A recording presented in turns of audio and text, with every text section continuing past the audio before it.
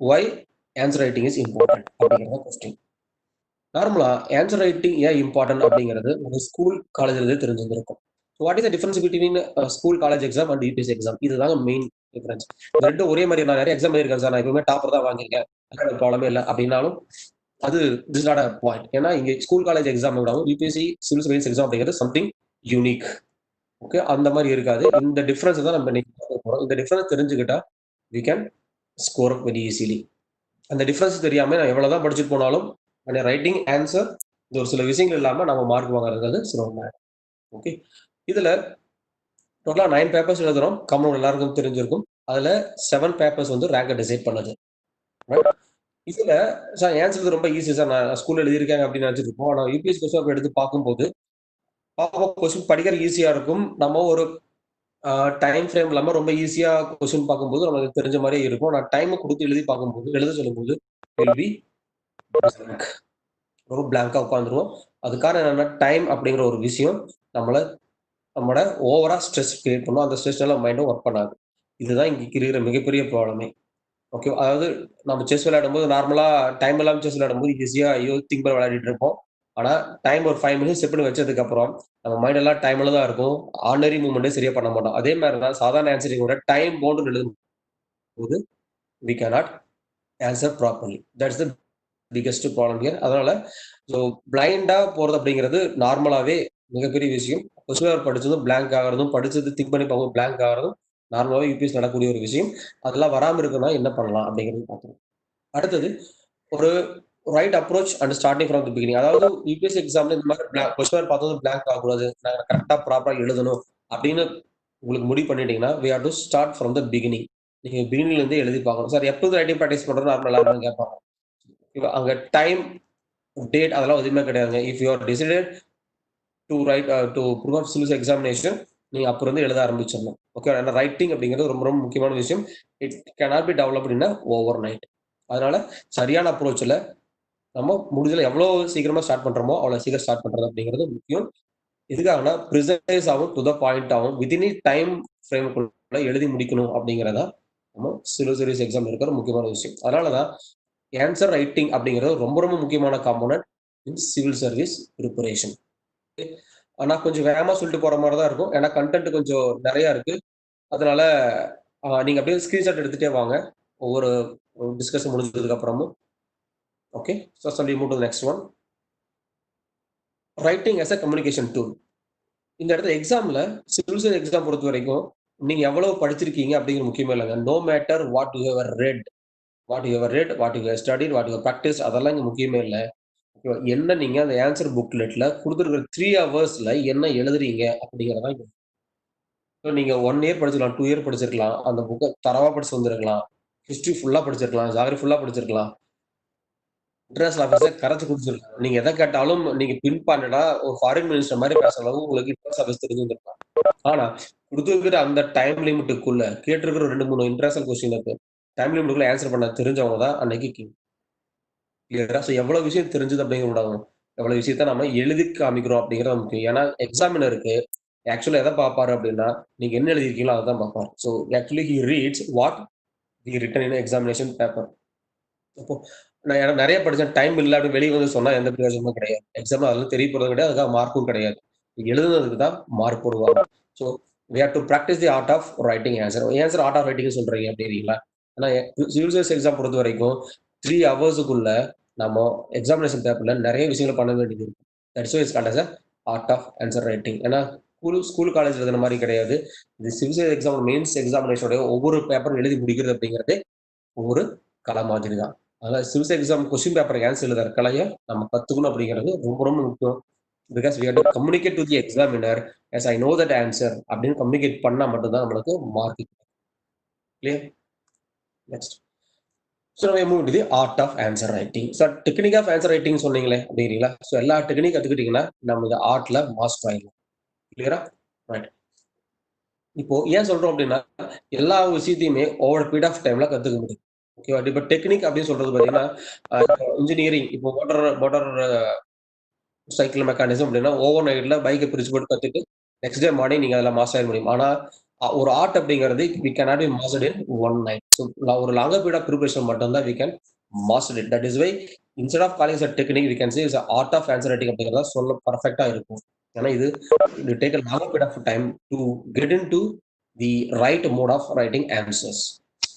So இதுக்கு முக்கியமா 2 விஷயம் தான் வேணும். ஒண்ணு, ஒரு பர்ட்டிகுலர் கேண்டிடேட்டுக்கு வில் இருக்கணும். நம்ம பண்ணணும்னு இன்ட்ரெஸ்ட் இருக்கணும். அதுக்கு எஃபோர்ட் போட தயாரா இருக்கணும். இந்த 2 இருந்தா மட்டும் தான் a person can learn a art of answer writing.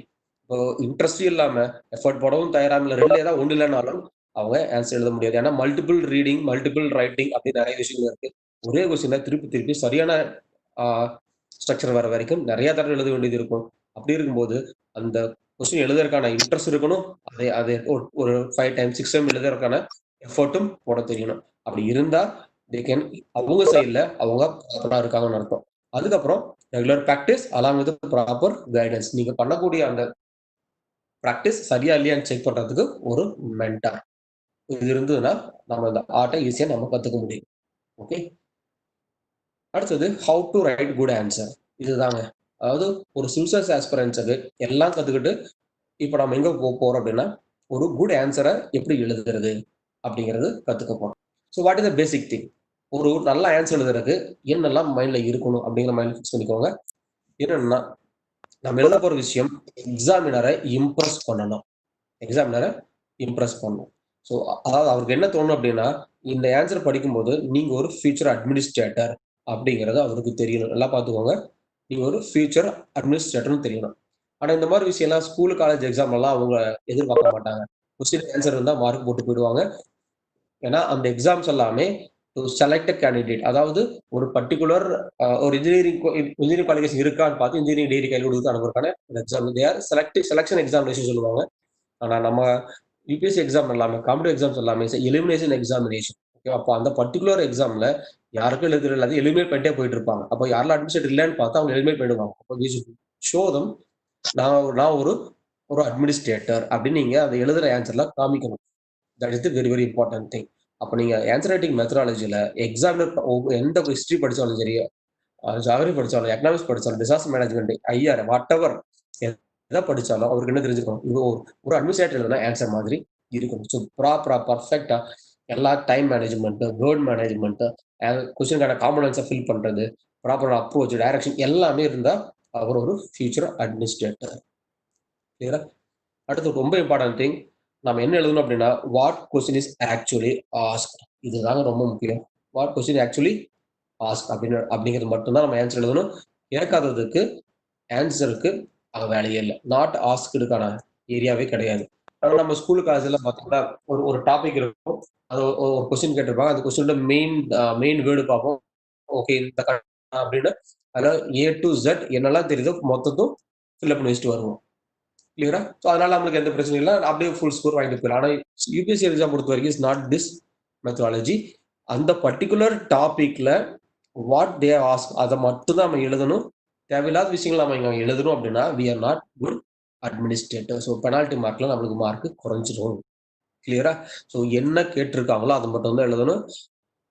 2 பக்கம் குடுத்திருப்பாங்க. ஆனா கன்டென்ட் 1/2 பேஜ் தான் வரும். 1/2 பேஜோட முடிச்சுட்டு போயிடணும். இல்ல 1 1/2 பக்கம் குடுத்திருக்காங்க. நான் 1 1/2 பக்கத்த ஃபில் பண்ணணும் அப்படின்னா அன்னெசெசரியா we are wasting our attempt. அதாவது பண்ணக்கூடாது. ஸோ வாட் தே ஆஸ்க்டு அத மட்டும் தான் நம்ம எழுதணும். கிளியரா?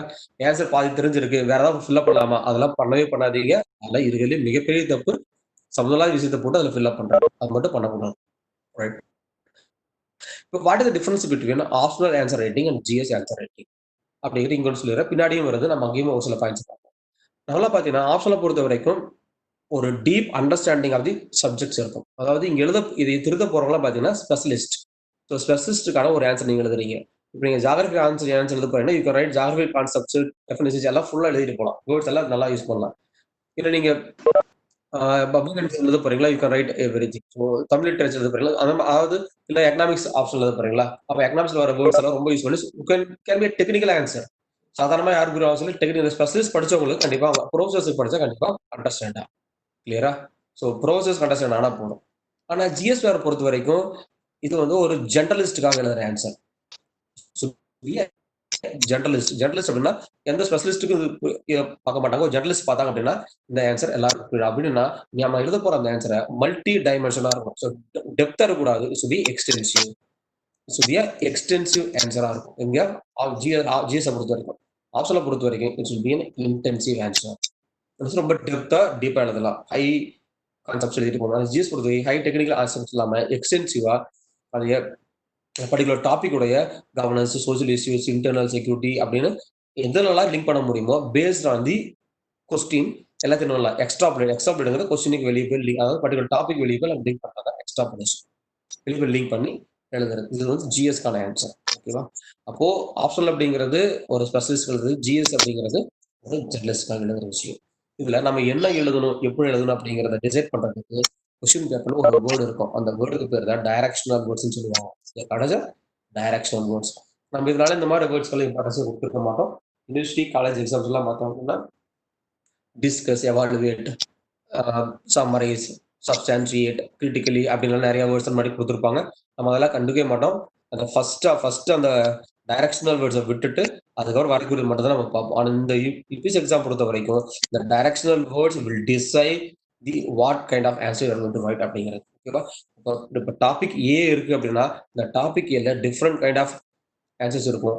அதை டிசைட் பண்றது யாருன்னு பார்த்தீங்கன்னா இந்த டைரக்ஷனல் வேர்ட்ஸ் தான் முடிவு பண்ணணும். ஓகேவா? டைரக்ஷனல் வேர்ட்ஸோடைய டைப்ஸ் என்னெல்லாம் இருக்கு அப்படிங்கிறத முன்னாடி டீடைலாக ஃபுல்லாக நம்ம பார்ப்போம். சிம்பிளா உங்களுக்கு இப்போ அண்டர்ஸ்டாண்டிங் இருக்கணும் அப்படின்னா discuss, explain, critically evaluate, examine, elucidate எல்லாம் வருது இல்லையா? அதுதான் டைரக்ஷனல் வேர்ட்ஸ்னு சொல்லுவோம். அப்போ இந்த ஒரு பர்டிகுலர் டாபிக்ல என்ன எழுதணும் அப்படிங்கிறது டைரக்ஷனல் வேர்டு தான் முடிவு பண்ணுது. கிளியரா? Next we move on. So இப்போ ஆப்ஷனுக்கும் ஜிஎஸ்க்கும் ஓரளவு டிஃபரன்ஸ் ஓரளவுக்கு புரிஞ்சிருக்கும்னு நினைக்கிறேன். நெக்ஸ்ட் ஒரு சில டிப்ஸ் எல்லாம் கொடுக்குறோம். டிப்ஸ் எல்லாம் மைண்ட்ல வச்சுக்கோங்க. ஆன்சர் எழுதும்போது நான் இப்படி எல்லாம் இருக்கணும் ஒரு ஆன்சர் அப்படிங்கிறது ஜென்ரலான இன்ஃபர்மேஷன்ஸ். நம்ம ஒரு கொஸ்டின் ஆன்சர் எழுதும்போது ஆன்சர் கம்ப்ளீட் ஆன்சரா இருக்கணும். பார்ஷியல் ஆன்சர் இருக்கக்கூடாது. அந்த பர்டிகுலர் டாபிக் உடைய எல்லா அப்ரோச்சும் மெயின்டைன் ஆன்சர் கொடுக்குறதா இருக்கணும். நார்மலா பாத்தீங்கன்னா ஒரு கொஸ்டின் வரும்போது it will be always multi டைமென்ஷனா தான் இருக்கும். இனிமேல் 2 டைமென்ஷன்ல அந்த கொஸ்டின் அப்ரோச் கொஸ்டின் நம்மளுக்கு இருக்கும். அதை நம்ம சரியான எல்லா டைமென்ஷன்ல அப்ரோச் பண்ணி ஆன்சரை ஃபுல் ஃபிளஜா கொடுக்க வேண்டியது. கிளியரா? அப்ப நம்ம 7 மினிட்ஸ் 8 மினிட்ஸ் தான் டைம் இருக்க போது அந்த டைம்ல மிஸ் அண்டர்ஸ்டாண்ட் பண்ணி ஏதாவது ஒரு காமெண்ட், சப்போஸ் 3 காமெண்ட் கேட்டிருக்காங்க, நம்ம 2 காமெண்ட் தான் எழுதியிருக்கோம் அப்படின்னா இந்த ஒரு காமெண்ட்டுக்கான மார்க் ஃபுல்லா போயிடும். கிளியரா? அதனால நம்ம எப்பவுமே என்ன பண்ணணும்னா ஒரு கொஸ்டினை படிக்கும் போது கொஸ்டின் எவ்வளவு காம்பனன்ஸ் இருக்கு அப்படிங்கிறத முதல்ல ஃபர்ஸ்ட் ஐடென்டிஃபை பண்ணணும். அதுக்கப்புறம் தான் ஆன்சர் பண்ணணும். கிளியரா? So we need to give a complete answer. Number 1. Number 2, keywords. நம்ம கொஸ்டின் பேப்பர்ஸ்ல என்னென்ன கீவேர்டு கொடுத்துருக்காங்களோ அதவே நம்ம முடிஞ்ச அளவுக்கு யூஸ் பண்ணணும். ஓகேவா? அதை விட்டு அதையும் அதுக்கான சினானிம்ஸ் நிறைய இருக்கும். அந்த சினானிம்ஸ் எல்லாம் யூஸ் பண்ணாம you use the same words what they use in the question paper. Number 1. Okay, same words from the question papers. Number 2, இது ரிலேட்டடான வேர்ட்ஸை நம்ம எக்ஸாம்ல யூஸ் பண்ண போறோம் அப்படின்னா அந்த பர்டிகுலர் ஆன்சருக்கு அந்த வேர்டு ஆப்டா இருக்கும் அப்படின்னா அந்த வேர்டுன்னு போட்டு நம்ம அந்த வேர்டு ஹைலைட் பண்ணி காமிக்கலாம். Okay, so these are the words அப்படிங்கும் அப்போ ரொம்ப முக்கியமான கீவேர்ட்ஸை நம்ம ப்ராப்பரா யூஸ் பண்ண தெரிஞ்சுக்கணும். அந்த keyword it should be from the question paper. ஓகேவா? ஆர் அதர்வைஸ் இந்த கொஸ்டினுக்கு ரிலேட்டடான ஆப்டான வேர்டா இருக்கணும். அது கொஸ்டின் ஃபிட் ஆன மாதிரி தான் அந்த வேர்டு நம்ம யூஸ் பண்ணணும். ஓகே, என்ன வேர்டு யூஸ் பண்றோம் அப்படிங்கிறது ரொம்ப முக்கியம். அந்த வேர்டு ரொம்ப முக்கியமா ரொம்ப சிம்பிள் வேர்டா இருக்கணும். இட் ஷுட் நாட் பி ரொம்ப ஹை லெவல் லாங்குவேஜா இருக்கக்கூடாது. நீங்க இங்கிலீஷ் லிட்டரேச்சர் படிச்சிருக்கீங்க அப்படிங்கிறதுக்காக இங்கிலீஷ் லிட்டரேச்சர்ல வரக்கூடிய எல்லா லாங்குவேஜ் எல்லா வேர்ட்ஸ் வெக்காபுலரியும் எடுத்து வந்து போட்டு நம்ம ஒரு சொசைட்டி ஆன்சரையோ இன்ட்ரெஸ்ட் ஐஆர் ஆன்சரையோ எழுதக்கூடாது. அப்படி எழுதணும் அப்படின்னா அது ரொம்ப ஃபிளவர் லாங்குவேஜ் இருக்கும்போது அங்க அங்க சப்போஸ் புரியாம போயிடுச்சு அப்படின்னா அதுவே நம்ம மிகப்பெரிய ப்ராப்ளம் வந்துடும். ஏன்னா என்ன நினைப்பாங்க அப்படின்னா உங்களுடைய ஹைனஸை காமிக்கிறதுக்காக அங்க நீங்க காமிச்சிருக்கீங்க, நீங்க வந்து இறங்கி வந்து ஆன்சர் பண்ணலாம். அதாவது your an IAS officer, you are going to work with public. ஓகேவா? அதுக்கப்புறம் உங்களோட சபார்டினேட்ஸ் ஒர்க் பண்ண போறீங்க. அப்போ நம்மளுக்கு இருக்கிற நாலேஜை விடவும் ஓகேவா கீழே இருக்கிற சபார்டினேட்ஸுக்கும் பப்ளிக்ஸுக்கும் நாலேஜ் கம்மியா தான் இருக்கும். அப்போ நீங்க ஒரு ஒரு ஆர்டர் நீங்க போடுறீங்க அப்படின்னா இது வந்து உங்க சபார்டினேட்டுக்கும் பப்ளிக்குக்கும் புரியணும். அதுதான் அட்மினிஸ்ட்ரேஷன். கரெக்டா? உங்களுக்கு இங்கிலீஷ் லாங்குவேஜ் தெரியல அப்படிங்கிறதுக்காக நீங்க ஹைஃபை லாங்குவேஜ்ல போட்டீங்கன்னா உங்க சபார்டினேட்டுக்கு பப்ளிக் அந்த ஆர்டர் புரியலன்னா how they will obey that order. அப்ப அந்த இடத்துல அட்மினிஸ்ட்ரேஷன் அப்படிங்கிறது ப்ராப்பரா இருக்காது. So this is the way what they expected. புரியுதா? இதுதான் யூபிஎஸ் எக்ஸ்பெக்ட் பண்றாங்க. ஒரு அட்மினிஸ்ட்ரேட்டர்னா எப்படி இருக்கணும்?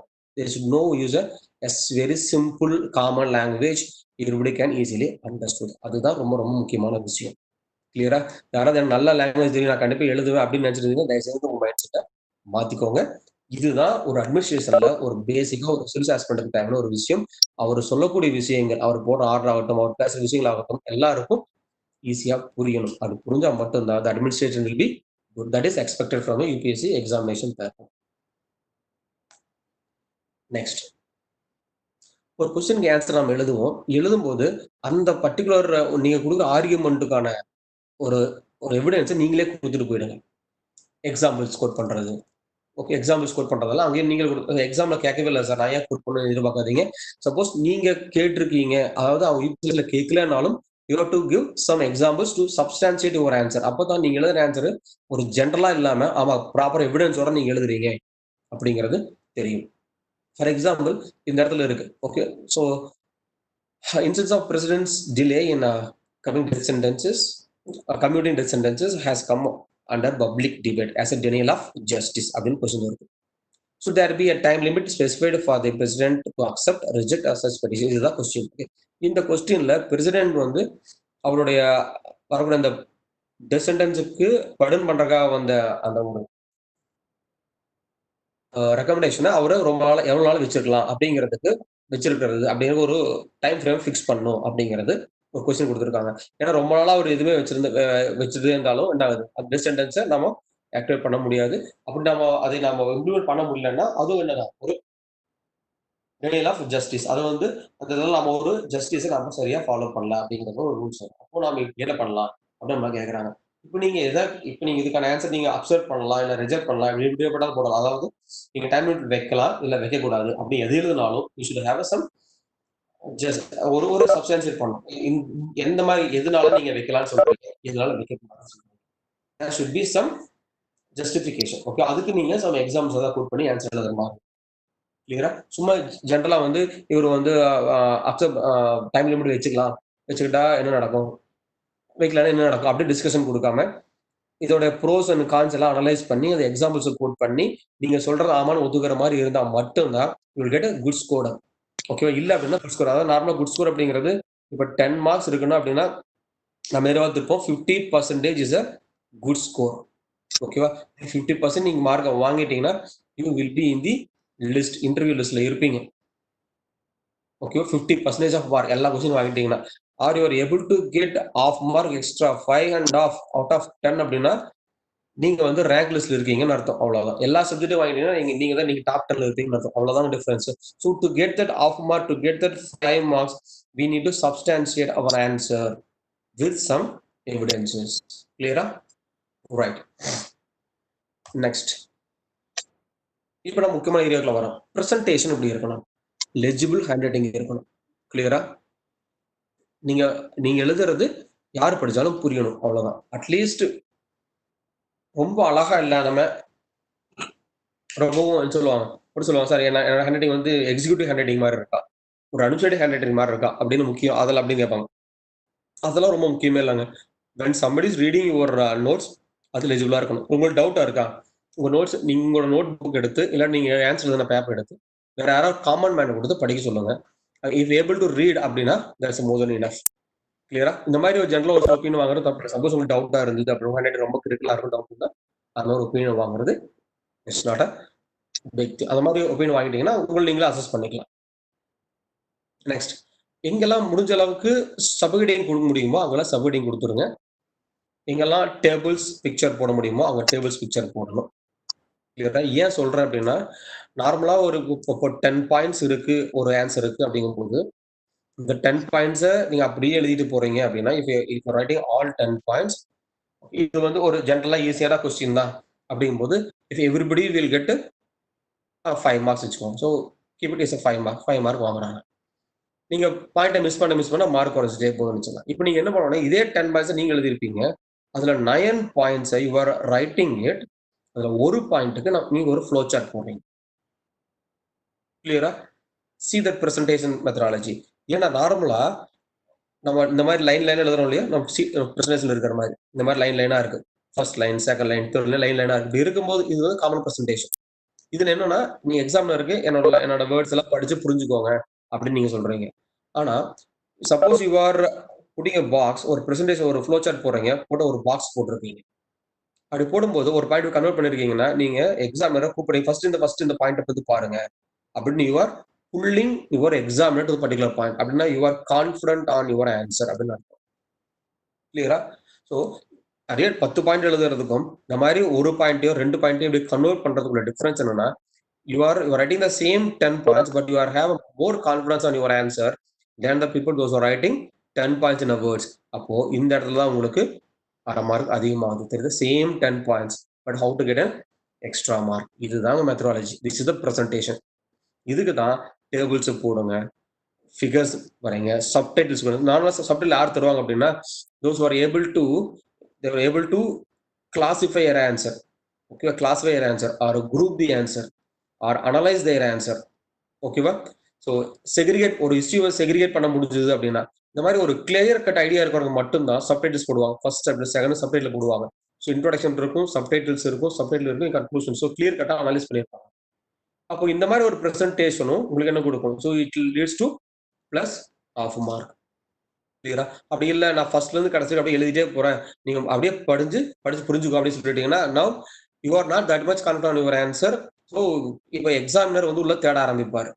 You try to find all the points which related to the answer. அப்படி படிச்சு பார்க்கும்போது உள்ள ஆன்சர் இருக்கும். ஆனா அவளுக்கு கிளியர் கட்டா இல்ல அப்படின்னா you are not a good examiner, good administrator. அதாவது நீங்க வந்து ஒரு ஒரு கிளியர் அட்மினிஸ்ட்ரேட்டர் கிடையாது. நீங்க ஒரு குழப்பவாதி மாதிரி தெரியுவீங்க. ஒரு விஷயத்த பண்ணிடுவீங்க. ஆனா கிளியர் கட்டா இருக்காது.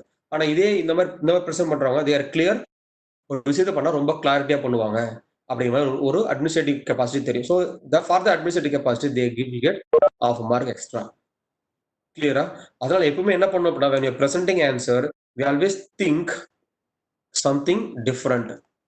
சம்திங் டிஃப்ரெண்டா நம்ம திங்க் பண்ணி பார்க்கணும். எப்படி டிஃப்ரெண்டா திங்க் பண்ணி பார்க்கணும்? நம்ம ப்ரிப்பேர் பண்ணும்போது, நான் போன கிளாஸ்ல சொன்ன நோட்ஸ் எடுக்கும்போதே how to present that particular point. Flow chart போடலாமா? இல்ல டேபிள் போடலாமா? Or we can draw a மேப்ல போட்டு காமிக்கலாமா? அப்படிங்கிறத இல்ல ஒரு ஸ்கீமேட்டிக் டயகிராம் போட்டு காமிக்கலாமா? அப்படிங்கிறத நீங்க தான் முடிவு பண்ணணும்.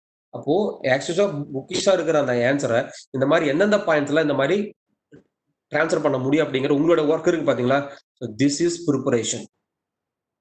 கிளியரா? So this is scientific preparation of civil service examination. அப்படியே புக்ல இருக்கிற 10 பாயிண்ட் நோட்ஸ் எடுத்து படிக்கிறது முக்கியம் இல்லைங்க. அந்த 10 பாயிண்ட்ட எப்படி பிரசன்ட் பண்ணா எக்ஸ்ட்ரா ஸ்கோர் பண்ண முடியும்னு ஒர்க் அவுட் பண்றோம் பாத்தீங்களா? அதுதான் நம்மளுக்கான ப்ரிப்பரேஷன். அந்த ப்ரிப்பரேஷனுக்கு தான் உங்களுக்கான மார்க் கொடுக்க போறாங்க. அப்படியே புக்ல இருக்கிற கவி ஒன்று எழுதுறதுக்கு மார்க் கிடையாது. It's not a school exam, college exam. உங்களுடைய ஒர்க் என்ன இருக்கு அந்த கொஸ்டின் பேப்பர்ல அப்படின்னு பார்ப்பாங்க. ஏன்னா அந்த கொஸ்டினுக்கான ஆன்சர்ல உங்களோட ஒர்க் என்ன இருக்கு. That is why the presentation will leads to get more marks. கிளியரா? ரெண்டாவது, ஸோ பாயிண்ட்ஸ் எழுதணுமா பேராகிராஃப் எழுதணுமா அப்படின்னு ஒரு டவுட்ஸ் இருக்கு. அதனால டிஸ்கஷன் பின்னாடி வருது. ஸோ பாயிண்ட் எழுதலாம், பேராகிராஃப் எழுதலாம், எப்படிங்கிறத நான் சொல்றேன். அடுத்தது வேர்ட் லிமிட். ரொம்ப ரொம்ப முக்கியம். Word count. ஒரு கொஸ்டினுக்கு பார்த்தீங்கன்னா 150 வேர்ட்ஸ் கொடுத்துருப்பாங்க, 250 வேர்ட்ஸ் கொடுத்துருப்பாங்க, இருக்கலாம், வேணா இருக்கலாம். சம்டைம் 300 வேர்ட்ஸ் இருக்கும், முன்னாடி பார்க்க போறோம், கொடுத்துருப்பாங்க. அப்படி கொடுக்கும்போது 150 வேர்ட்ஸ்க்குள்ள ஃபினிஷ் தட் ஒரு ஆன்சர். இல்ல சார் எனக்கு நல்லா தெரியும் இந்த டாபிக், இடம் நிறைய இருக்கு, நான் ஒரு 200 வேர்ட் எழுதிட்டுமா அப்படின்னா அவ்வளவுதான், முடிஞ்சிச்சு. கெட் பெனால்டி, மார்க்கை தூக்கிடுவாங்க. கிளியரா? அதே மாதிரி சார் 250 வேர்ட்ஸ் இருக்கு, எனக்கு நல்லா தெரியும், ஒரு 400 வார்த்தை, ஒரு 4 பக்கம் 4 வார்த்தை எழுதிடுறேன், எக்ஸ்ட்ரா மார்க் வருமா? எக்ஸ்ட்ரா மார்க் வராது, மார்க் குறைஞ்சு. நார்மலா 250, அதாவது உங்களுக்கு கொடுக்குற அந்த டாபிக்கை 250 வேர்ட்ஸ்ல எழுதுங்கிறது டாஸ்க். கிளியரா?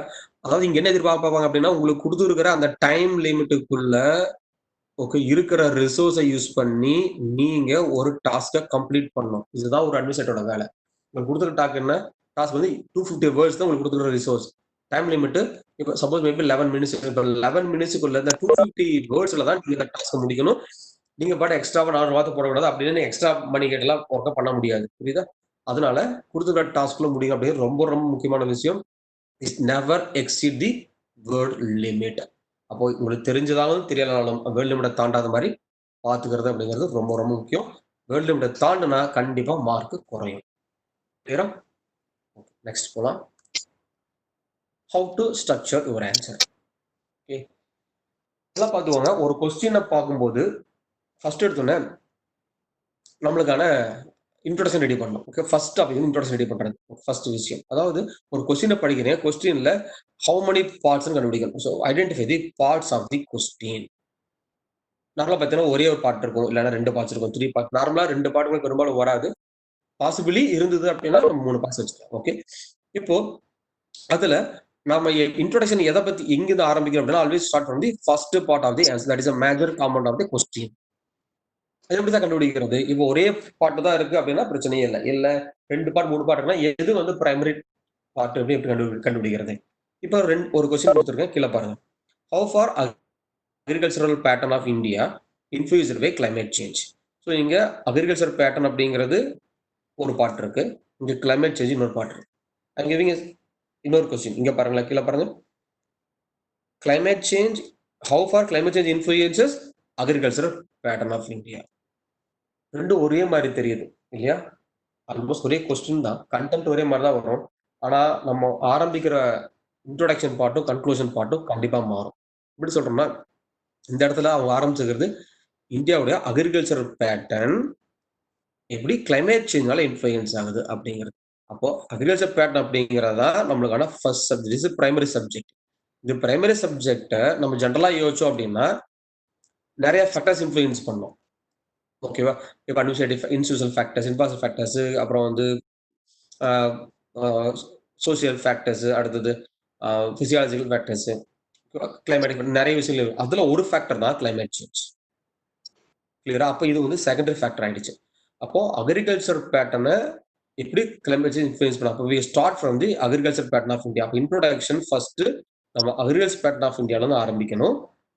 அங்கிருந்து இன்ட்ரோடக்ஷன் ஆரம்பிச்சு அங்கிருந்து எப்படி கிளைமேட் சேஞ்ச் அக்ரிகல்ச்சர் பேட்டர்னை இன்ஃப்ளூயன்ஸ் பண்ணுது அப்படின்னு உள்ள பாடி கண்டென்ட் போகணும். முடிக்கும் போது கிளைமேட் சேஞ்சோடைய நெக்ஸ்ட் லெவல் எப்படி அக்ரிகல்ச்சர் இன்ஃப்ளூயன்ஸ் பண்ணும் அப்படின்னு நம்ம நெக்ஸ்ட் லெவல். இதே செகண்ட் கொஸ்டின் பார்த்தீங்கன்னா climate change influences agriculture pattern கொடுத்துரும். அப்போ நம்ம ஃபர்ஸ்ட் டாபிக் வந்து கிளைமேட் சேஞ்ச். கிளைமேட் சேஞ்ச் நிறைய விஷயங்கள் இன்ஃப்ளூயன்ஸ் பண்ணுது. ஓகே, அதுல ஒரு இன்ஃப்ளூயன்ஸ் தான் அக்ரிகல்ச்சர் பேட்டர்ன். கிளியரா? அதுல ஒரு சேஞ்ச் தான் அக்ரிகல்ச்சர் பேட்டர்ன். அப்போ நம்ம ஆன்சர் ஆரம்பிக்கும் போது கிளைமேட் சேஞ்ச் தான் ஆரம்பிக்கும் இன்ட்ரோடக்ஷன்ல. அங்கிருந்து அவரோட இன்ஃப்ளூயன்ஸ்ல போயிட்டு அங்கிருந்து நேரம் அக்ரிகல்ச்சர் பேட்டர்னுக்குள்ள வரும். அதுல இந்தியாவுக்குள்ள வரும். ஓகேவா? அப்ப முடிக்கும் போது திரும்பி எங்க போய் முடிப்போம்? கிளைமேட் சேஞ்ச் முடிப்போம். கிளியரா? So this is the structure of answer. தெரியுதா? அப்போ இதுதான் ப்ராப்பரான பேட்டர்ன்.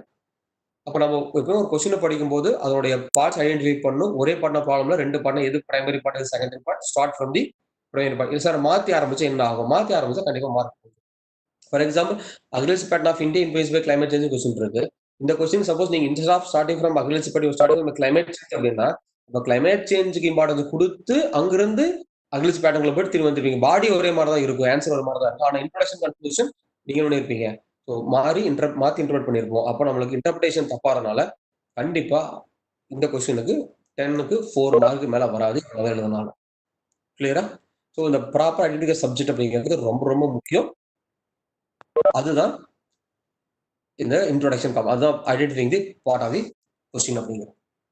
கிளியரா? ஸோ இந்த மாதிரி நிறைய நீங்க என்ன பண்ணுங்க, ப்ரீவியஸ் கொஸ்டின் பேப்பர்லாம் எடுத்துக்கோங்க. எடுத்து அதுல எதெல்லாம் ஃபர்ஸ்ட் பார்ட், செகண்ட் பார்ட், எது ஃபர்ஸ்ட் பார்ட், செகண்ட் பார்ட்னு அப்படி மாத்தி மாத்தி மாத்தி கொஞ்சம் பார்த்துட்டீங்கன்னா ரொம்ப யூஸ்ஃபுல்லா இருக்கும். இந்த மாதிரி பேட்டர்ன் ஆன்சர் எழுதுறது. இல்லைன்னா ஆன்சர் நல்லா எழுதியும் நம்மளுக்கு ஒரு மார்க் குறையுது அப்படிங்கிறது ரொம்ப ரொம்ப மோசமான விஷயம். ஏன்னா இதேவே நீங்க கிளைமேட் சேஞ்ச் 2வது எழுதி அக்ரிகல்ச்சர் பேட்டர்ன் ஃபர்ஸ்ட் எழுதணும்னா இது கொஞ்சம் 5 மார்க் வந்திருக்கும் அப்படின்னா சச் ஈஸி திங். ஒரு மார்க் ரொம்ப ஈஸியா லூஸ் பண்ணிட்டு போறோம். அப்படி லூஸ் பண்ணக்கூடாது. ஸோ ஃபர்ஸ்ட் பிகினிங்ல எந்த காம்பனண்ட் அப்படிங்கிறத பாத்துக்கிறது ரொம்ப ரொம்ப முக்கியமான விஷயம். ஓகே, நெக்ஸ்ட் போலாம். Step 2, divide the main body of answer into paragraphs and bullets வைக்கணும். ஓகே, இப்போ நம்ம பார்த்துட்டோம் இல்லையா? இப்போ பார்க்கும்போது அதாவது எவ்வளவு பார்ட்ஸ் இருக்கோ அதுக்கு தகுந்த மாதிரி நம்ம பேராகிராஃப்ஸ் கிரியேட் பண்ணணும். அந்த பேராகிராஃப் சப்டைட்டில் வைக்க போறோம். அவ்வளவுதான். இல்ல ஒரே ஒரு கம்பெனி மட்டும் தான் இருக்கு அப்படின்னா நீங்க அதை புல்லட்டா எழுதலாம். அதுக்கு சப்டைட்டில் தேவைப்படாது. இல்ல அதுல வந்து அதுலயே வந்து எனக்கு பாசிட்டிவ் நெகட்டிவ் கேட்டிருக்காங்க. Okay, for example impacts of discuss the various impacts of gold dose in current system அப்படின்னு கேட்டாங்கன்னா அப்போ பாசிட்டிவ் இம்பாக்ட் நெகட்டிவ் இம்பாக்ட் அதுல 2 விஷயம் வந்துருச்சு. அப்போ சப்டைட்டில் போட்டு எழுதுவோம். ஸோ பாசிட்டிவ் இம்பாக்ட், அடுத்தது 2வது நெகட்டிவ் இம்பாக்ட் அப்படின்னு போட்டு எழுதுவோம். கிளியரா? இது உள்ள சப்டைட்டில் வந்து சப்டைட்டில் இல்ல உள்ளேயே வந்து சப்டைட்டில் நிறைய, அதாவது காமெண்ட் 2 3 காமெண்ட் இருக்கு அப்படின்னா அப்போ ஒவ்வொரு காம்பனண்டா first component, second component, third component நம்ம சப்டைட்டில் போட்டு ஆன்சரை எழுதும். மேக்ஸிமம் 3 காம்பனண்ட் மேல வராது. ஏன்னா எல்லாமே சின்ன சின்ன கொஸ்டின்ஸ் இருக்கிறதுனால முன்னாடி மோர் தென் 3 காம்பனண்ட். மேக்ஸிமம் 2 காம்பனண்ட் தான் இருக்கு. அது எப்பாவது சம்டைம் அவனே கொஸ்டின்ல 3வது காம்பனண்ட் கொடுத்துருப்பான். கிளியரா? அதனால பாடியில கண்டென்ட்ல மெயின் பாடியில நம்ம எவ்வளவு சப்டைல்ஸ் இருக்கோ அது எல்லாத்தையும் ரெடி பண்ணிடணும். அது நம்ம ஆன்சர் எழுதும்போது பிரெயின் ஸ்டார்மிங்ல என்னென்ன டைட்டில் வரும் அப்படிங்கிறத நம்ம முடிவு பண்ணிக்கணும். அதில் பின்னாடி ஸ்டெப் வைஸா ரொம்ப அடுத்தது ஆன்சரை முடிக்கும் போது ஒரு கன்க்ளூஷன் கொடுக்கணும். நீங்க என்ன சொல்ல வர்றீங்க அந்த கொஸ்டினுக்கான கன்க்ளூஷன் இருக்கணும். அந்த conclusion it should not be ஓகேவா? It should not be okay should not be summary. சம்மரியா இருக்கக்கூடாது. கிளியரா? அது எப்படி இருக்கும்னா அந்த பர்டிகுலர் டாபிக் உடைய நெக்ஸ்ட் லெவலா இருக்கலாம். ஓகே இல்லைன்னா உங்களோட ஒப்பீனியனா இருக்கலாம். Water maybe but it's not be ரிப்பீட்டடா இருக்கக்கூடாது. இப்போ எந்த பாயிண்ட்டையும் நீங்க கன்க்ளூஷனை ரிப்பீட் பண்ணாம உங்களுடைய ஓன் சென்டென்ஸ் அதுக்குன்னு ஒரு சில வேர்ட்ஸ் எழுதி வச்சுக்கோங்க. ஓகேவா? இந்த கன்க்ளூஷன் எல்லாம் முதல்ல முடிவு பண்ணி தனியாக வச்சுக்கணும். அந்த point conclusion it's not be ரிப்பீட்டடா இருக்கக்கூடாது. ஏன்னா கன்க்ளூஷன் அப்படிங்கிறது ரொம்ப ரொம்ப முக்கியமான விஷயம். ஏன்னா அந்த கன்க்ளூஷன் டாபிக்கை பேஸ் பண்ணி தான் நம்மளுக்கு மார்க் போடப்படும். அதாவது ஒரு கொஸ்டினை படிச்சு முடிச்சு இன்ட்ரோடக்ஷன், கன்க்ளூஷன், இங்க பாடி ஆஃப் லெட்டர், அடுத்த கன்க்ளூஷன். இங்க கன்க்ளூஷன் முடிஞ்ச உடனே அதாவது இது வரைக்கும் நீங்க இன்ட்ரோடக்ஷன் பண்ணி நீங்க எழுதின டிஸ்கஷனுக்கான ஒரு ஃபைனல் ஸ்டேட்மெண்ட் கொடுத்துட்டீங்க. ஃபைனல் ஸ்டேட்மெண்ட் படிச்சு பார்த்துட்டு மேல இங்க கொஸ்டினுக்கு போனோம் அப்படின்னா அது நம்மளுக்கு ஆன்சரை ஒரு கிளியர் கட் ஆப்பாடா ஆன்சர் பண்ணிட்டாங்க அப்படியே ஒரு கிளியர் கட் ஐடியாவை ஒரு முடிவு பண்ணி கொடுக்குற மாதிரி ஒரு ஸ்டேட்மெண்டா இருக்கணும். அதுக்கப்புறம் தான் நம்ம மார்க் போட போறாங்க 10 out of 5 அப்படின்னு போடுவாங்க. அப்போ நம்ம நீங்க பாடி எழுதிட்டு அப்படி கன்க்ளூஷன் தான் போயிட்டு அப்படின்னா அப்ரப்டா ஆன்சர் நிற்கும். அப்படியே நம்ம மேலே போய் கொஸ்டின் படிச்சு பார்க்கும்போது ஒரு கம்ப்ளீஷன் இருக்காது. அப்போ ஆன்சர் இன்க்ரிமெண்ட் எழுதுற மாதிரி இருக்கும். அப்போ எழுதின கொஸ்டினுக்கு ஒரு கன்க்ளூஷன் தெளிவா கொடுத்தோம் அப்படின்னா it should give and completion of the answer. அதாவது நீ கொடுக்குற கன்க்ளூஷன் திருப்பி ஒரு ஒரு கொஸ்டின் கிரியேட் பண்ணக்கூடாது. ஓகே நீங்க வந்து ஒரு கொஸ்டின் கிரியேட் பண்ணி கன்க்ளூஷன் கொடுக்கக்கூடாது. அதே மாதிரி நெகட்டிவ் ஆஸ்பெக்ட்ல கன்சிடர் கொடுக்கக்கூடாது. ஓகே அது எப்படி இருக்குன்னா ஃபார்வர்ட் சொல்யூஷன். அதான் நான் சொன்னேன் எப்பவுமே நெக்ஸ்ட் லெவல்ல ஒரு நெக்ஸ்ட் லெவல் சொல்யூஷனா அதை நம்ம எப்படி அடுத்து எடுத்துட்டு போகலாம் அப்படிங்கிற மாதிரியான ஒரு ஒரு ப்ராப்ளத்துக்கான சொல்யூஷன் கொடுத்தாலும் சரி ஒரு ப்ராப்ளம் அட்ரஸ் பண்ணாலும் சரி ஏன்னா ஒரு பெரிய ஒரு சயின்டிபிக் கான்செப்ட் சொன்னாலும் சரி நீங்க நெக்ஸ்ட் லெவல் என்ன பண்ணலாம் அப்படிங்கிற மாதிரி தான் நாம அதையே கொண்டு போகணும். ஷுட் ஆல்வேஸ் பாசிட்டிவ் கன்க்ளூஷனா தான் நம்ம என்னதான் நீங்க நெகட்டிவாவே நீங்க சப்போஸ் எக்ஸாமே கேட்டிருக்காங்க என்ன கேட்டிருக்காங்க discuss the negative aspect of earth கேள்வி கேட்கறான்னு வச்சுக்கோங்களேன். நீங்க எழுதுறீங்க. இப்போ நெகட்டிவ் ஆஸ்பெக்ட் அது இதுக்கு கன்க்ளூஷன் பாசிட்டிவ் எழுதணும். இந்த all these negative aspects can be rectified by using science and technology development with societal response அப்படின்னு சொல்லி ஏதாவது ஒரு பாசிட்டிவ் டெவலப்மெண்ட் கொடுக்கணும். தெரியுதா? இதுதான் பாசிட்டிவ் கன்க்ளூஷன். என்னதான் நெகட்டிவா இருந்தாலும் நீங்க அதை ஃபைனலா எப்படி பர்சீவ் பண்றீங்க as administrator it should B an optimistic. கிளியரா? அதை வந்து எதிர்பார்ப்பாங்க. ஒரு பெசிமிஸ்டிக்கான ஆளு நீங்க தயவு செஞ்சு காமிச்சிடாதீங்க. ஒரு ஆப்டிமிஸ்டிக்கான ஆளா ரைட். நெக்ஸ்ட் புல்லட் வேணுமா பேராகிராஃப் வேணுமா சார் அப்படிங்கிறது ரொம்ப ரொம்ப பயங்கரமான ஆர்குமெண்ட் எல்லாத்துக்கும் வந்துட்டே தான் இருக்கும். நார்மலா இப்படி வேணா எழுதலாம். ஆனா பெட்டர் இந்த மாதிரியான கொஸ்டின் எப்படி பிரசென்ட் பண்ண நல்லா இருக்கும்னு நான் சொல்றேன். ஒப்பீனியன் பேஸ்டு கொஸ்டின்ஸ் இருக்கு அப்படின்னா அது பேராகிராஃப் தான் பெட்டரா இருக்கும். ஏன்னா அது நீங்க நிறைய டிஸ்கஸ் பண்ண வேண்டியது இருக்கும். ஓகேவா? அதுக்கு நீங்க நீங்க ஆர்குமெண்ட் கிரியேட் பண்ணியிருப்பீங்க. ஆர்குமெண்ட் கிரியேட் பண்ணியிருப்பீங்க. எஸ்ஏ மாதிரி ஆன்சர் எழுதிக்கிட்டு இருப்போம். லைனா ஸோ நிறைய டிஸ்கஸ் பண்ண வேண்டியது நிறைய இருக்கும். அப்போ நீங்க என்ன இருப்பீங்க நீங்க ஓனா சென்டென்ஸ் நிறைய கிரியேட் பண்ணுவீங்க. ஸோ ஓன் சென்டென்ஸ் நிறைய இருக்கும். எப்போ ஒப்பீனியன் பேஸ்டு. அப்போ ஓன் சென்டென்ஸ் நிறைய இருக்கும்போது புல்லட்ஸ் பாயிண்ட் அப்போ நல்லா இருக்காது. It should be a running sentence 1 2 மணி கண்டினியூஸா போற மாதிரி இருந்தா ரொம்ப நல்லா இருக்கும். இது ஃபேக்ட் பேஸ்டு கொஸ்டினா இருக்கு அப்படின்னா so we can make into bullet for salient features of west coast of India அப்படின்னு கேட்குறாங்க. ஓகேவா? அந்த மாதிரி. ஓ அதுக்கப்புறம் இல்லைனா அப்படின்னா discuss the list out the characteristic feature of Indian agriculture அப்படிங்கிறாங்க. ஸோ லிஸ்ட் அவுட் பண்ணலாம். ஸோ இதெல்லாம் வந்து எப்படி வந்துடும் அப்படின்னா புல்லட் பாயிண்ட்ஸ் இருக்கும். இதெல்லாம் ஃபேக்ட் பேஸ்டு. ஓகே இதெல்லாம் வந்து பெருசாக அனாலிசிஸ் கிடையாது, டிஸ்கஷன் கிடையாது. ஸோ 1 by 1 போட்டுட்டு போயிட்டே இருக்கலாம். கிளியர்? ஆனா சம்டைம் ஒரு சில கொஸ்டின் பாருங்களேன். இங்க இங்க இங்க எக்ஸாம்பிள் பாருங்க. லாஸ்ட்ல எக்ஸாம்பிள் கொடுத்துருக்கேன். List of the salient features of ports in India. First half okay இது first half question. Second half discuss the role of ports in agriculture development. இது செகண்ட் ஆஃப். இங்க பாத்தீங்களா ஃபர்ஸ்ட் ஆஃப்லயே list out the salient features of the ports கொடுத்துருக்காங்க. அப்ப இது fact மாதிரி இருக்கும். ஸோ பெருசா நம்ம பேராகிராஃப் தேவைப்படாது. இதுக்கு நம்ம என்ன பண்ணிக்கலாம்? We can make into bullets. இதுக்கு புல்லட்ஸ் போட்டுக்கலாம். செகண்ட் ஆஃப் கொஸ்டின் வரும்போது discuss the role of ports in agriculture development. அப்போ நான் இங்க டிஸ்கஸ் பண்ண போறோம் அப்படின்னா, நாம இங்க நெறைய விஷயங்கள் என்ன பண்ணுவோம்? போர்ட்டையும் அக்ரிகல்ச்சர் லிங்க் பண்ணி எழுத வேண்டியது இருக்கும். இப்ப நம்ம இந்த இடத்துல நம்மளுடைய ஓன் சென்டென்ஸ் நெறைய வரும். அப்போ நாம இங்க பேராகிராஃப் போடணும். அப்போ ஒரே கொஸ்டின்ல 2 டிஃபரண்ட் கைண்ட் ஆஃப் பிரசன்டேஷன் இருக்கும். ஸோ பேப்பர் பார்க்கறதுக்கு நல்லா இருக்கும். பேராகிராஃபும் இல்ல. இந்த இதுல வெறும் பாயிண்டாவும் இல்லாம புல்லட்ஸும் இருக்கு, பேராகிராஃப் இருக்கு. ஸோ இந்த மாதிரியான ஒரு ஒரு கம்பைன்ட் பிரசன்டேஷன் எப்பவும் வச்சுக்கிட்டீங்கன்னா ரொம்ப நல்லா இருக்கும். அது கொஸ்டினுக்கு பேஸ் பண்ணி முடிவு பண்ணுங்க. அதனால நம்ம எப்பயும் என்ன சொல்லுவோம்னா, ஃபர்ஸ்ட் எடுத்தோன ஒரு இன்ட்ரோடக்ஷன். ஓகேவா? So suppose you are making bullets இருந்தாலும் புல்லட்ஸ், அப்புறம் கன்க்ளூஷன். ஓகே. இடையில ஒரு flow chart. Presentation will look clear. பேப்பர பார்க்கும்போது கிளியரா தெரியும். இல்லன்னா ஃபுல்லா லைன் புல்லட்டாவே இருக்கும். பாயிண்டா இருக்கும். அது படிச்சு பார்க்கும்போது மளிகை கடை சாமான் லிஸ்ட் மாரி தான் இருக்குமே தவிர, பெருசா ஒரு ஒரு இம்ப்ரஷன் இருக்காது பிரசன்டேஷன்ல. கிளியரா? So we need to impress the examiner. அதனால தான். நீங்க ஏதோ ஒரு அட்லீஸ்ட் பிரசன்டேஷன்லயாவது சம்திங் ஏதோ வொர்க் அவுட் பண்ணியிருக்கீங்க அப்படின்னு தெரியணும் அப்படிங்கிறது ஒவ்வொன்லயும் மைண்ட்ல வச்சுக்கோங்க. நீங்க எழுத போற ஒவ்வொரு விஷயத்திலயும் நீங்க ஏதாவது பண்ணி எக்ஸாமினரை இம்ப்ரெஸ் பண்ணணும் அப்படிங்கிறது நம்மளோட task. Right? Okay. Optional answer writing technique. Okay. இப்போ ஏற்கனவே சொன்ன மாதிரி தான் ஜிஎஸ் ஆப்ஷனல் ஒரே டிஃபரன்ஸ் என்ன பார்த்தீங்கன்னா, ஜிஎஸ் ஜென்ரலா இருக்கும். ஆப்ஷனல் ஸ்பெஷலிஸ்ட் எழுதுற மாதிரி இருக்கும். அப்ப எஸ்ஏ எப்படி சார் இருக்கும் பார்த்தீங்கன்னா, எஸ்ஏ வந்து காமன் மேனுக்கு எழுதுற மாதிரி இருக்கும். இதுதான் டிஃபரன்ஸ். இதுதான் காமன் மேன். ஓகே. ரைட். இப்போ ஆப்ஷனல் சப்ஜெக்ட்ல நார்மலா வேர்ட் லிமிட் இருக்காது. அதனால நம்ம எவ்வளவு வேணா எழுதிக்கலாம் அப்படிங்கிற மாதிரி யோசிக்க வேண்டாம். ஸோ இப்போ என்ன பிரச்சனை பார்த்தீங்கன்னா, நம்மளுக்கு எவ்வளவு பேஜ் நெறைய பேஜ் குடுத்துருப்பாங்க. ஸோ மோர் பேஜஸ் இருக்கும். இந்த மோர் பேஜஸ ஃபில் அப் பண்ண வேண்டாம். நம்ம கொஸ்டின் டைம் லிமிட்க்கு தகுந்த மாதிரி அந்த ஒவ்வொரு கொஸ்டினுக்கு எவ்வளவு ஆன்சர் எழுதணுமோ அத மட்டும் எழுதணும். Stick to the topic. அப்போ கொஸ்டினுக்கு ஆன்சர் எழுதியாச்சு அப்படின்னா, அப்படியே நெக்ஸ்ட் பேஜ். சப்போஸ் இந்த 4 பேஜ் குடுத்திருப்பாங்க. கொஸ்டின் இங்க இருக்கு. Suppose you R writing here, you are writing here. இங்க முடிஞ்சிருச்சு அப்படின்னா, அப்படியே விட்டுறணும். சார் இல்ல சார் 1.5 பக்கம் அப்படியே இருங்க. ஃபில் அப் பண்ண முடியாது. ஏன்னா கொஸ்டினோட ஆன்சர் கன்டென்ட்டே அவ்வளவுதான். So everybody knows it. This is the content of the answer. Extra தான் குடுத்துருக்கோம்னு தெரியும். நீங்க எக்ஸ்ட்ரா ஃபில் அப் பண்ணீங்கன்னா, பார்க்கும்போது தெரிஞ்சிரும் நெறைய தேவையில்லாம எழுதிருக்கீங்க அப்படின்னு. அப்போ அது உங்களுக்கு அந்த இடத்துல என்ன ஆகாது? யூஸ்ஃபுல்லா இருக்காது. அது நெகட்டிவ் மார்க் அப்படியே விட்டுரும். கொஸ்டினோட கன்டென்ட் முடிஞ்சுதா? அடுத்து வெளிய போணும். ஆப்ஷனல பொறுத்தவரைக்கும் it leads to filling up of pages. நெறைய எழுதணும்னு தோணும். ஏன்னா நெறைய படிச்சிருப்போம். ஆனா we have to restrict the writing with time and question what they are asking. அடுத்தது ஒரு டெஸ்ட் சீரிஸ் போணுமா சார்? வேணாமா? அப்படின்னு நெறைய பேர் கேட்பாங்க. கிளியரா? டெஸ்ட் சீரிஸ் போறதுக்கான அட்வான்டேஜ் என்னன்னு பார்த்தீங்கன்னா, நீங்க ஒரு ஒரு டைம் டேபிள கரெக்ட்டா ஃபாலோ பண்ணுவீங்க. ஓகே. ஒரு ஒரு டைம் டேபிள் கரெக்ட்டா ஃபாலோ பண்ணுவோம்.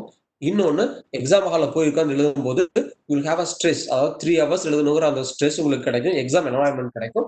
You can put yourself in the proper test என்வைரன்மென்ட்ல. ஓகேவா? அதுக்கப்புறம் அத கரெக்ஷன் பண்ணி குடுப்பாங்க. அகைன் நெக்ஸ்ட் டெஸ்ட்ல நீங்க அத ஃபாலோ பண்ணிட்டே போலாம். ஒரு டைம் டேபிள் இருக்கும். ஒரு ஸ்ட்ரெஸ் கிரியேட் பண்றீங்க. ஸ்ட்ரெஸ்ல ப்ராப்ளம்ஸ் வருது. ஓகே. ப்ராப்ளம்ஸ் ஐடென்டிஃபை பண்ணியிருக்கீங்க. அடுத்தது அதுக்கான சொல்யூஷன் தேடுறீங்க. So this will be the methodology. இப்படிதான் ஒரு டெஸ்ட் சீரிஸ்னா போயிட்டு இருக்கும். இல்ல சார் நான் என்னால டெஸ்ட் எல்லாம் முடியல. நான் ஒர்க் பண்ணிட்டே படிக்கிறேன். இல்ல காலேஜ் போயிட்டே படிக்கிறேன் சார். அந்த அளவுக்கு அஃபோர்டபிள் கிடையாது. ஊர்ல இருந்தே படிக்கிறேன். வீட்ல so doesn't matter at all. அப்ப நாம என்ன பண்ணலாம் அப்படின்னா, we can get into the question papers. Okay. Question papers கிடைக்கிறதுங்கிற பெரிய விஷயம் கிடையாது. Okay. We get previous year question papers எடுத்துக்கலாம். இல்லன்னா ஏதாவது ஒரு ஃப்ரெண்ட்ஸ் கொஸ்டின் பேப்பர்ஸ் வாங்கலாம். இல்லன்னா இன்ஸ்டிடியூட்ல நிறைய கொஸ்டின்ஸ் ஃப்ரீயா கிடைக்கும். You can download the question papers. You can right the test. Test எழுதிக்கோங்க. டெஸ்ட் எழுதிட்டு நீங்க ஃபர்ஸ்ட் என்ன பண்ணணும் அப்படின்னா, ஒரு மென்டார் அப்படின்னு பார்த்தீங்கன்னா, மேபி உங்களோட சீனியரா இருக்கலாம். இல்லன்னா ஆல்ரெடி சர்வீஸ் போனவங்களா இருக்கலாம். ஆர் சம்படி யாராவது உங்களுக்கு செக் பண்ணி குடுக்குறேன்னு சொல்லியிருந்திருக்கலாம். ஓகேவா? இல்லன்னா ஒரு ஒரு இன்ச்ல ஒர்க் பண்றவங்க ஓகே மெயில் பண்ணுங்க, சென்ட் பண்ணி தரேன்னு சொல்லுவாங்க. அந்த மாரி யாராவது மென்டார் கூட யூ கேன் சென்ட் தெம். அவங்கள கரெக்ஷன் பண்ணி குடுக்க சொல்லுங்க. ஸோ செக் பண்ணிக்கோங்க. அதாவது நீங்க டெஸ்ட் நீங்க இன்ஸ்டிடியூட்ல போய் எழுத முடியலனாலும், you sit your self at your home. So 3 hours அப்படிங்கிறத நீங்க தான் ஃபாலோ பண்ணிக்கணும். You are the monitor for your self. Okay. நீங்களே மானிட்டர் பண்ணிக்கோங்க. கரெக்ட்டா ஸ்ட்ரெஸ்ஃபுல்லா நீங்க தான் எழுதி ஆகணும். 3 மணி நேரம் டிஸ்டர்ப் இல்லாம கரெக்ட்டா டெஸ்ட் எழுதுங்க. ஜெனுயினா எழுதுங்க. இதுல ஏமாத்தி யாருக்கும் எந்த பிரயோஜனம் கிடையாது. ஓகே. இதுல மார்க்கே ஒண்ணும் பண்ண போறதில்ல. எழுதுங்க. அதே ஒரு மென்டார் கிட்ட கூட கரெக்ஷன் வாங்கிக்கோங்க. அதுக்கு அடுத்தது உங்களுடைய ஃபெலோ ஆஸ்பிரண்ட்ஸ் இருப்பாங்க தெரியுமா? உங்களுடைய குரூப்ஸ்ல இருப்பாங்கல்ல, அவங்ககிட்ட குடுத்து அவங்களோட ஆன்ஸரோட செக் பண்ணிக்கோங்க. கிளியரா? சோ திஸ் இஸ் த வே எப்படி எப்படி நாம செக் பண்ணிக்கலாம் அப்படிங்கிறது. ரொம்ப முக்கியம் என்னன்னு பார்த்தீங்கன்னா, டெஸ்ட் எழுதுறாங்க பேர்ல எழுதி நீங்களே வச்சுக்க கூடாது. ஏன்னா, அதுல என்னென்ன மிஸ்டேக்ஸ் இருக்கு அப்படிங்கிறது கத்துக்கிறதுக்காக தான் டெஸ்ட் எழுதுறோம். சோ ஃபீட்பேக் அப்படின்னு ஒரு முக்கியமான விஷயம் ஒண்ணு இருக்கு. என்ன டெஸ்ட் எழுதினாலும் அதுக்கு என்ன ஃபீட்பேக் வருது? நெகட்டிவ் ஃபீட்பேக், பாசிட்டிவ் ஃபீட்பேக் எப்படி கேரி ஃபார்வர்ட் பண்றது, நெகட்டிவ் ஃபீட்பேக் எப்படி சரி பண்ணி பாசிட்டிவா கொண்டு போறது அப்படிங்கிறது எல்லாமே நம்மளுக்கு தேவைப்படும். ஸோ ரொம்ப ரொம்ப முக்கியமான விஷயம். You have to right the test at any cost.